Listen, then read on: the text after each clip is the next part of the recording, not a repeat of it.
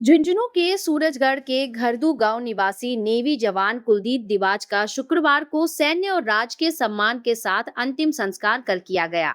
शुक्रवार सुबह 9:30 बजे सूरजगढ़ थाने से पैतृक गांव तक 3 किलोमीटर लंबी तिरंगा यात्रा निकाली गई, जिसके बाद शमशान घाट पर गार्ड ऑफ ऑनर देकर दोपहर करीब 1 बजे भाई प्रदीप ने मुखाग्नि दी।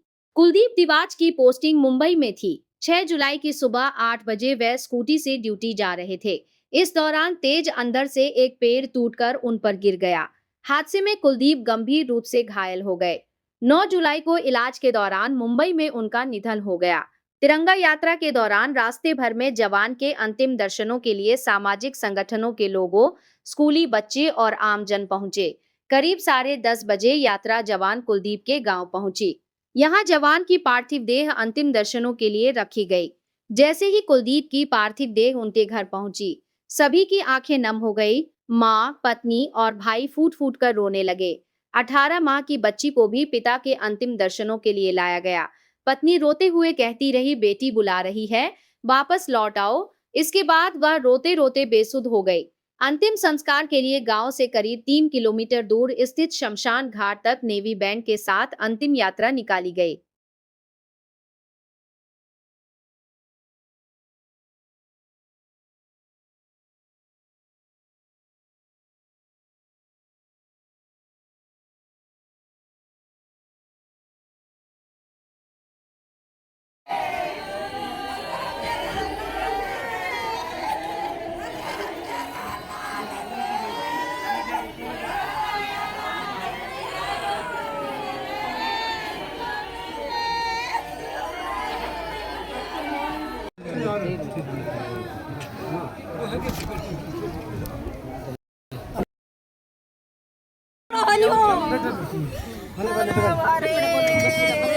पकड़ पकड़ के रखिए भाई, देखे पकड़ के रखिए। देखो जाने उठ जाओ रे, अच्छे लमारे हैं तो उठ जाओ। अरे भाई ले जाओ, नहीं तो ना नहीं तो निकालो निकालो दादा, पहले ले जानी पड़ेगी। अपना आप दुख है मानने की। अब चलो चलो अपना चलो नीली जंगा हमारे आज गढ़ू गांव के अंदर कुलदीप दिवाच है, वो शहीद हुआ है। उसकी अंतिम यात्रा में हम यहाँ पहुँचे हैं। शेखावाटी की परंपरा रही है, यहाँ सबसे ज़्यादा देश के अंदर शहीद दिए हैं।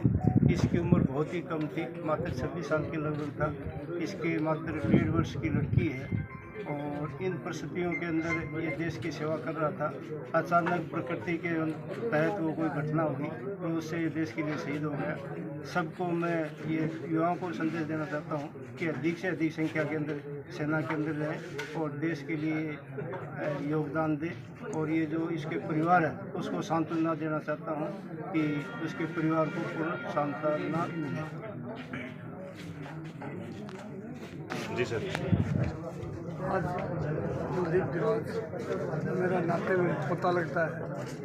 इसकी 10 जुलाई 1999 में जन्म हुआ था और बड़ी खेद के साथ कहना पड़ा है कि 10 जुलाई को ही इसका अंतिम संस्कार हो रहा है। बहुत बड़ी विडंबना है, जिस व्यक्ति ने छोटी सी उम्र में गरीब घर से पैदा होकर और अपनी खुद की ताकत से, अपनी खुद की होशियारी से वो यहाँ तक पहुँचा। मुंबई का जो कहर, भूकंप का कहर था, वो कहर इनकी ज़िंदगी से खिलवाड़ करके गया।